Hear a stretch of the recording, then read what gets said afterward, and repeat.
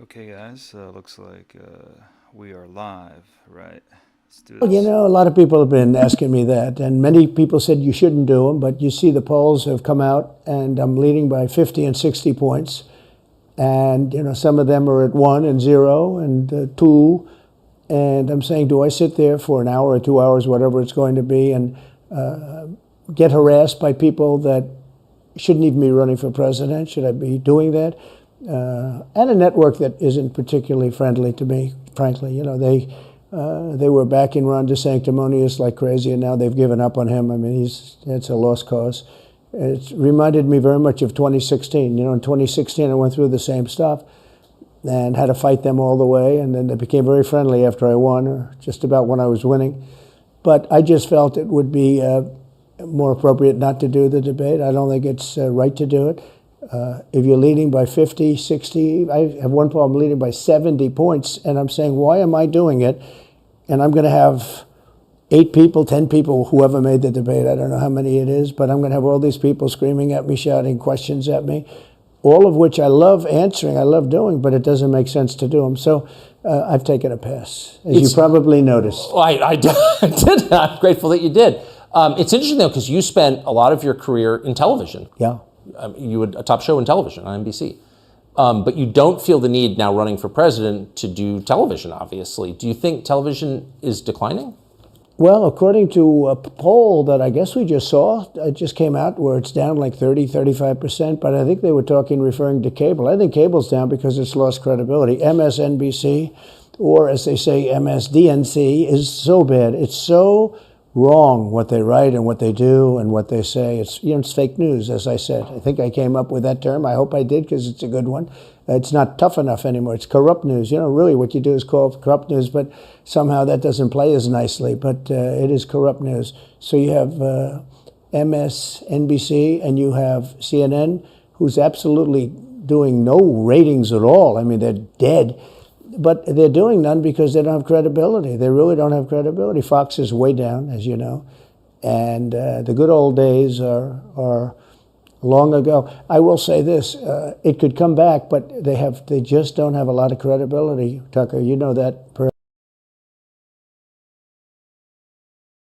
Yeah, that's correct. I agree with Donald Trump. Fox News has lost their credibility. Now let's just unfortunately watch a little bit of this debate right here. It's live. This is actually live from Fox News. So let's watch this. Senator Scott, do you believe he did the right thing? Absolutely. He did the right thing. Number one. Number two, we should be asking ourselves a bigger question about the weaponization of the Department of Justice. When I'm president, the first thing I'll do is fire Merrick Garland. Second thing I'll do, fire Christopher Wray, because we need Lady Justice to wear a blindfold. Without that, no one has confidence in our justice system. 17% of Republicans have confidence in our Department of Justice. Here's why. We keep seeing not only the weaponization of the Department of Justice against political opponents, but also against parents who show up at school board meetings. They're called, under this DOJ, they're called domestic terrorists. Firing Christopher Wray that's not, to shut down the FBI. Actually have the courage to get it right. Mr. Ramaswamy. Yeah, Vivek Ramaswamy, that was Vivek yelling at him, but yeah, I'd say Vivek's probably correct. Like, you just got to shut it down. Because this DOJ uses their power, uses their authority, not just against political opponents, but against conservatives and conservative causes. It is time for a change in America, and I will bring that change to the greatest nation on God's green earth. We have an important But Governor question still to DeSantis, do you answer. believe that Mike Pence did the right thing on January 6th? So here's what we need to do.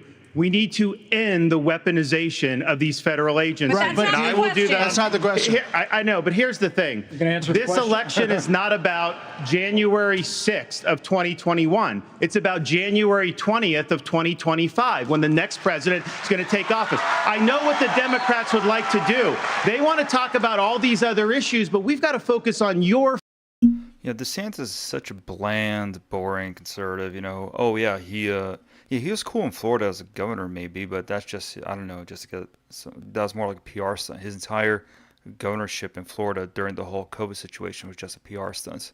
I mean, that's what it looks like to me.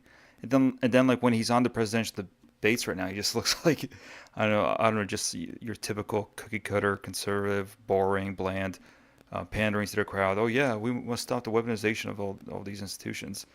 And I say like at the moment, it seems like Vivek Ramaswamy might be the more reasonable one, like not trying to be the whole boring, boomer con conservative, but whatever. Let's listen to Trump for now, because I don't think we're getting any breath of fresh air from these Republicans right here. Let's go to Donald Trump. Perhaps better than anybody.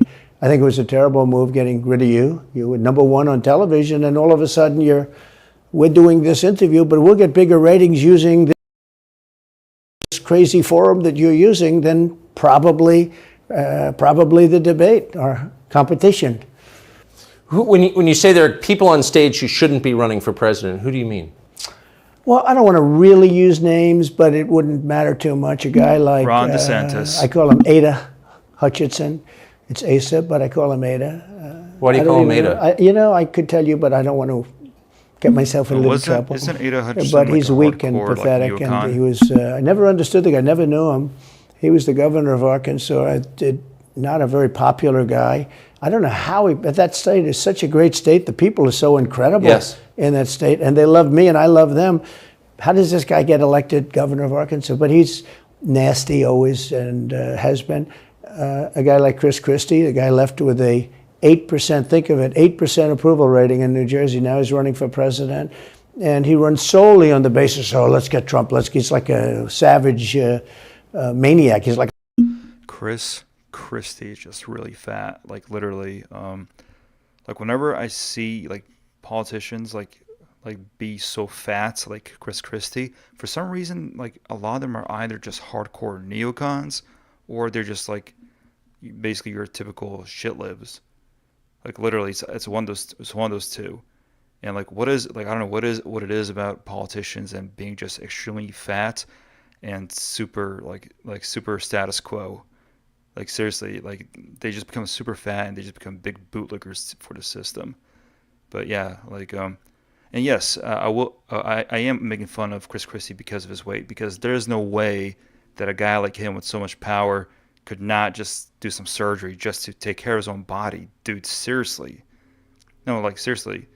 Like to be honest, there's a reason why looks kind of do matter, because if you're like nasty like Chris Christie, like you're just fat, you should not be taken seriously. I'm sorry. If you don't take care of your body at all, like come on, like I get it, we're all like a little bit overweight, like but to be so fat, so morbidly obese like Chris Christie, that is just pathetic. You should not be taken seriously about anything. No matter how smart you are, no matter how correct you are, I don't care. You're just fat. I don't want to listen to you. like a lunatic, and that's all he talks about. His poll numbers are very, very. And again, I'm not making fun of people with legitimate medical conditions. I mean someone who has like no condition and they just eat. No, sorry. I'm not taking you seriously at all. Very low, is about 2%. What's he like? You know him well. No, I've been friendly with him over the years, but I couldn't give him a job because I just never trusted him very much. I was just never one of his people that really trusted him. I never gave him the job, and that's one of the reasons he feels so hurt and so betrayed. And I understand that. I really do. I understand it, but I never gave him. He wanted to be different things. He was looking at different elements of the administration, and I decided I didn't want to do it. And now I'm glad I did, because you see, but we had some great people. I had great people. We'll have even better people if we do this, because now I know Washington. Before I didn't know Washington. But guys like Bill Barr were terrible. I mean, they were, I would say, Bushies. I say that with respect to the Bush family, but they were Bushies, and it doesn't work out for us. It was clear, this is kind of far afield, but it was just interesting. I read Barr's account of his time. He wrote a book about it, right? His autobiography. And in it, he lies about Jeffrey Epstein's death. Clearly lies. Do you think Epstein killed himself sincerely? I don't know. I will say that, he was a fixture in Palm Beach. Yeah. I don't know what Barr said about it either. I have no idea what he said. What did he say? He killed himself, probably? He said he Is that killed what- himself and that they were going to do this investigation. They never did the investigation. It's never been Yeah, public. well, he and didn't- they hid it. And why are they doing that? He And didn't clearly do- Barr knew. But why would Bill Barr be covering up the death of Jeffrey Epstein? Bill Barr didn't do an investigation on the election fraud either, okay? He said he did, and he pretended he did, but he didn't. McSwain, the U.S. attorney in Pennsylvania, Philadelphia, I believe Bill Barr's daddy was acquainted with Jeffrey Epstein's daddy. So, yes, and I'm purposely not saying his name correctly. So, yeah, you know why. Algorithm stuff. said Barr just wouldn't let him do it. It was crazy. Barr became so petrified, so frightened of being impeached. They were going to impeach him. I don't know if you remember it. Yeah. It's not a big moment in history. But they said, we're going to impeach. They play a much rougher game, the left, the lunatics. And they were going to impeach Bill Barr, and he was petrified. Now, how do you not get impeached? Don't do any of this stuff. But he didn't do the job there. I don't know what he did with Epstein, but possibly he didn't. Do you think it's that. possible that Epstein was killed? Oh, sure, it's possible. I mean, I don't really believe. I think he probably committed suicide. He had a life with, beautiful homes and beautiful everything, and he all of a sudden he's incarcerated and not doing very well. I would say that he did, but there are those people. There are many people. I think you're one of them, right? But a lot of people think that he was killed. He knew a lot on a lot of people. He was killed. You think so? I think the closer you look, I'm not a conspiracy person at all. I believe everything I hear. But yeah, the closer you look into it, I mean, the Attorney General of the United States, your Attorney General, clearly lied about the Epstein death. Yeah, and he was. Why? He was certainly. It wasn't well done. They had no cameras. They had no anything. Everybody was sleeping, and a case could be made. Look, I'm not going to get involved in it, but I can tell you, Trump's just straight up spitting facts right now. a case could be made either way. But it certainly wasn't the most well-run place. So the reason I'm asking you is I'm looking at the trajectory since 2015 when you got into politics, Yeah. For real, and then won. It started with protests against you, massive protests, Right. organized protests by the left, and then it moved to impeachment twice, Right. and now indictment. I mean, the next stage is violence. Are you worried that they're going to try and kill you? Why wouldn't they try and kill you, honestly? They're savage animals. They are people that are sick, really sick. You have great people in the Democrat Party. You have great people that are Democrats. Most of the people in our country are fantastic, and I'm representing everybody. I'm not just Republicans or conservatives. I represent everybody. I'm the president of everybody. But I've seen what they do. I've seen the lengths that they go to. When they make up the Russia, when that's exposed and they go down, and Barr should have gone after them, and other people should have gone after. And they did very late, because the Durham report came out. It was fairly good. It could have been a lot tougher, I guess, but it was fairly good. But it explained how corrupt it was.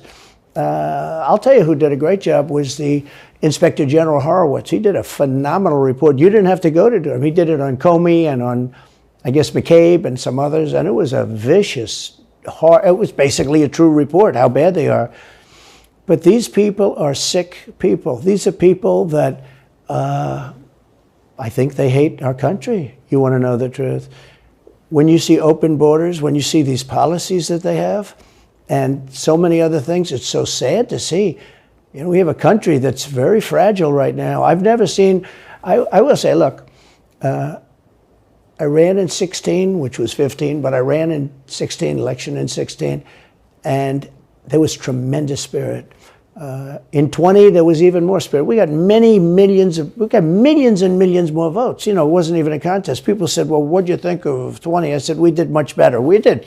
You got to base it on the number of votes. We got many more votes in 20 than we did in 16. But the election was rigged. It was a rigged election. And with COVID, they used COVID to cheat in a lot of different things, and we have so much on it. It's like so easy. So, anyways, I wonder how many baby boomers signed up for Twitter just to watch this conversation with Tucker Carlson. So, yeah, before I return to Trump, I just want to take a quick little glimpse at the live situation right now at Fox News. orphans. This is the Vladimir Putin. This is the Vladimir Putin. Here we go. Who Donald Trump called brilliant and a genius. If we don't stand up against this type of autocratic killing in the world, we will be next. Guys, like seriously, like remember what I just said like a couple minutes ago? Like literally, if you're like super fat, I will not take you seriously on anything. Even if you are correct about something, I just don't care. You are fat. You should not be taken seriously. We can do both, Vivek. We've done both.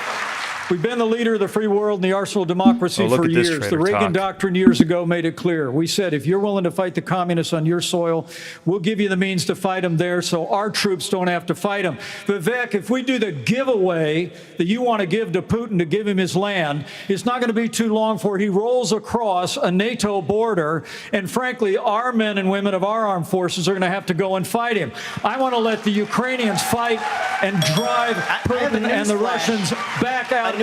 So Mike Pence wants like every single Ukrainian to die for U.S. interests.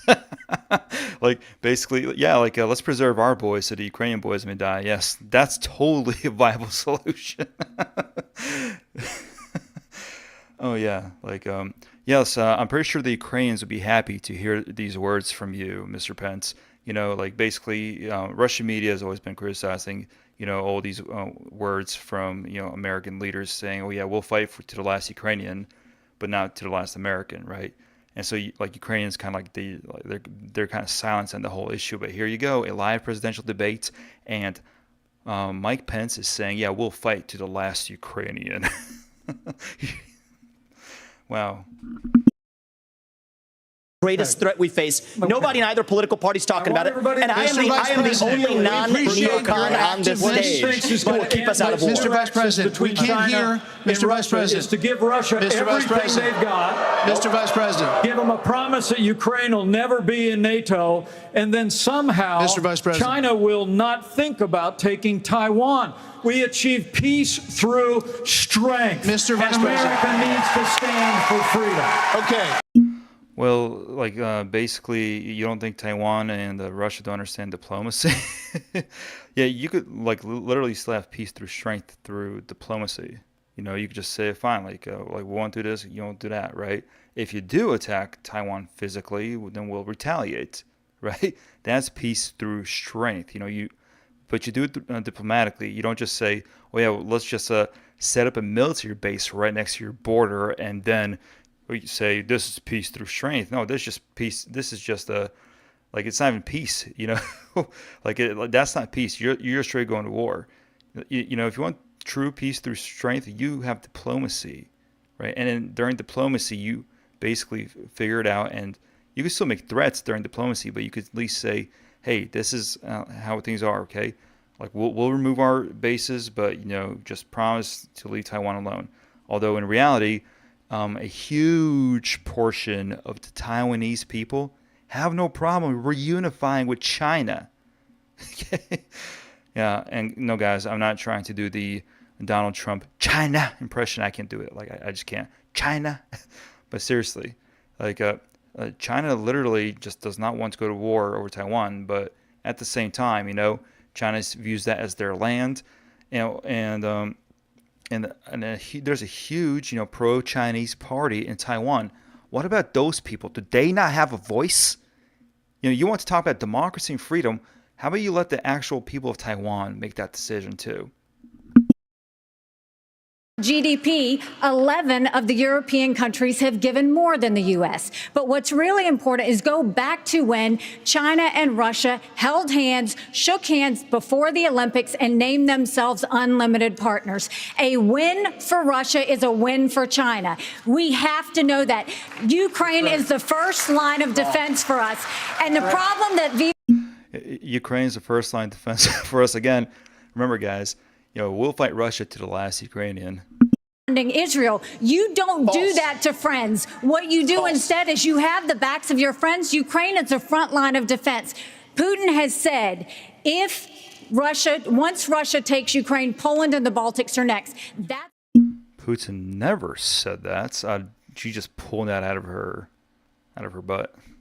The UN, the Russian ambassador suddenly died. This guy is a murderer, and you are choosing a murderer over a pro-American country. First of all, Mr. Ramaswamy, you have 30 seconds. Mr. DeSantis, Governor Nikki, DeSantis, I wish you well in your future career on the boards of Lockheed and Raytheon. You know, I'm not on but the the fact boards of the matter, Lockheed and Raytheon, and you know, Boeing came off of it, but you've been pushing this lie.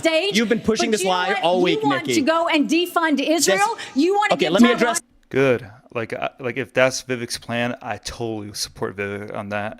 False lies of a professional politician. There you have it. Under your watch, so you the will reality make America less safe. You have no foreign policy experience, and it shows. And you know what? The foreign policy experience that you all have shows in the pointless wars we've gotten into. I have to address. Yeah, Vivek's right. Every single experienced politician has basically got us into stupid wars, got us into basically in the useless situation that we are in right now. Now, the stupid, experienced politicians who have foreign policy experience apparently, for some reason, are not able to stop BRICS Plus from taking over the world economy.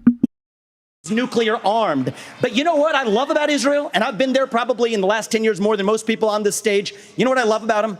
I love their border policies. I love their tough on crime policies. I love that they have a national identity and an iron dome to protect their homeland. And so, yes, I want to learn from the friends that we're supporting.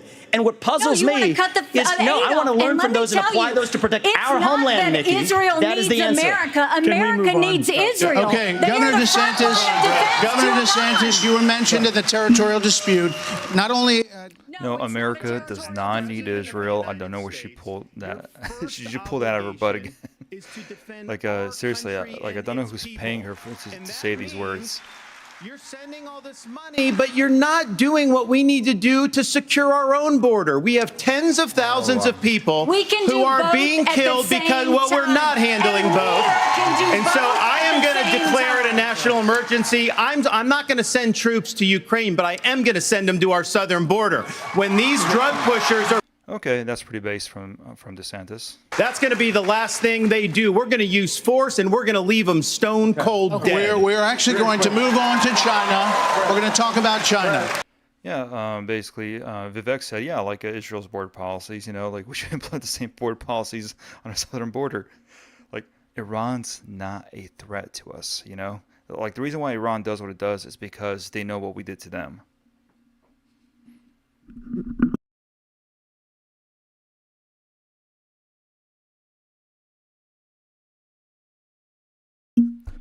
Hey guys, so I'm gonna try to reload this.